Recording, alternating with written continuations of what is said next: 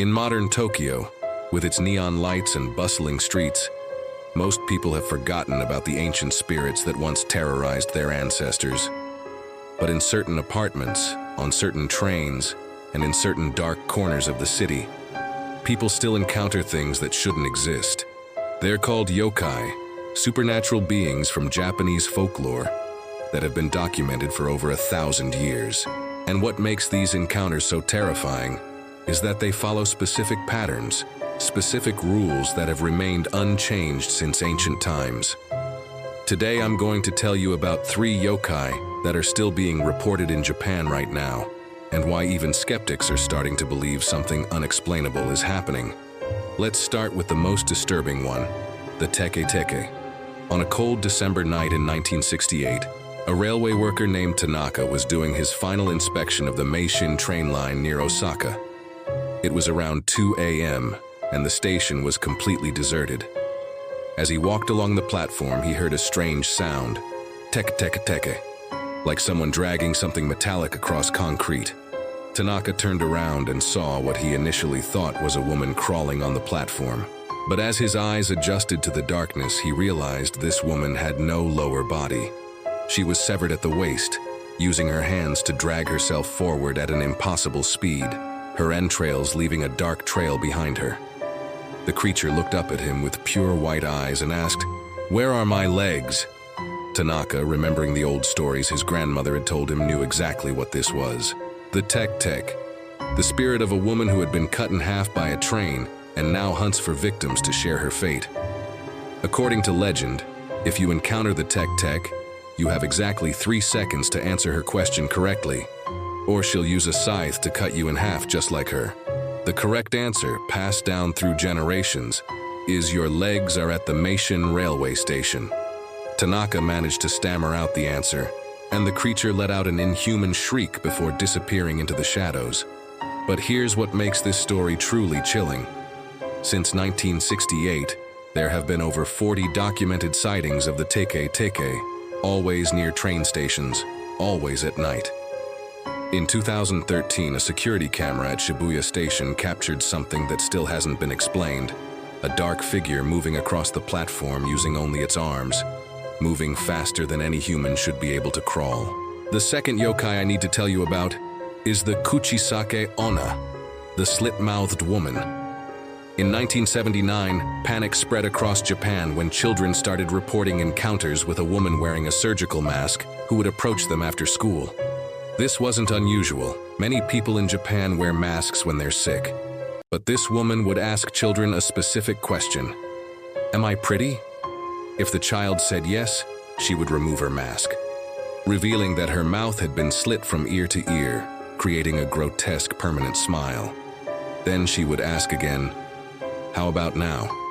According to the reports, if you said no, she would kill you with scissors. If you said yes, she would cut your mouth to look like hers.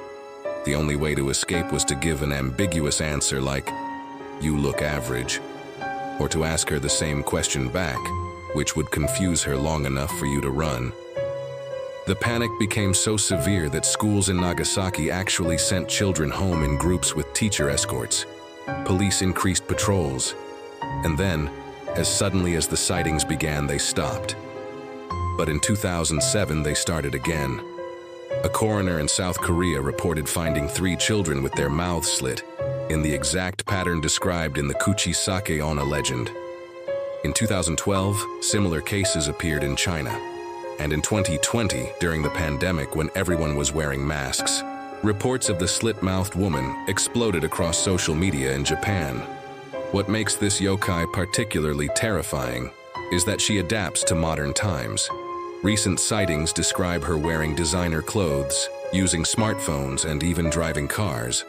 She's not stuck in the past, she's evolving. The third and perhaps most unsettling yokai is the Hachishakusama, 8 feet tall woman. Unlike other yokai that attack indiscriminately, Hachishakusama chooses specific victims, usually young people, and stalks them for days or even weeks before taking them. She's described as being 8 feet tall, wearing a white dress, and making a distinctive sound. Po, po, po. In 2008, a college student in Hiroshima posted online about being followed by an unusually tall woman. He first noticed her outside his apartment, then at his university, then at his part-time job. Each time he heard that sound, po, po, po, his posts became increasingly frantic. He wrote about seeing her outside his window at night, finding white fabric on his doorknob, and hearing that sound even when she wasn't visible. His final post was just 3 words: "She's inside now." The student was never seen again.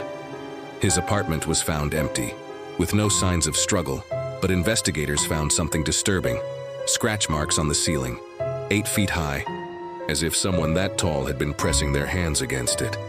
What makes these modern yokai encounters so compelling is that they follow the exact same patterns described in texts from hundreds of years ago. The Teke Teke always appears near trains. The Kuchisake-onna always asks her questions in the same order. Hachishakusama always makes that same sound. Skeptics argue these are just urban legends, mass hysteria, or hoaxes. But Japanese police files contain hundreds of missing person cases with similarities to yokai encounters. Security footage shows unexplainable figures, and witnesses with no knowledge of the legends describe identical experiences. In 2019, the Japanese government actually funded a study into unexplained folkloric phenomena. The results were never made public, but researchers on the project have set off the record that they found patterns that couldn't be explained by conventional science.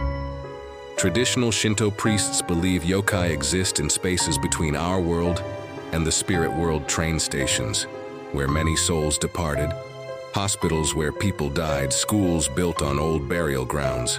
They say modern Japan, in its rush to urbanize, has built over these sacred boundaries without proper rituals, allowing yokai to cross over more easily. Whether you believe in yokai or not, one thing is certain: thousands of people in Japan have experienced something they can't explain, something that matches descriptions from ancient folklore with terrifying accuracy. So the next time you're alone at night and you hear an unusual sound, or see someone who seems just a little too tall, or notice someone wearing a mask watching you a little too intently, remember, some legends persist because they're not legends at all. They're warnings. That's going to do it for today's story. If you found these tales from Japan as unsettling as I did, we have hundreds more stories of the unexplained waiting for you. Until next time, stay safe and remember, not everything can be explained by modern science.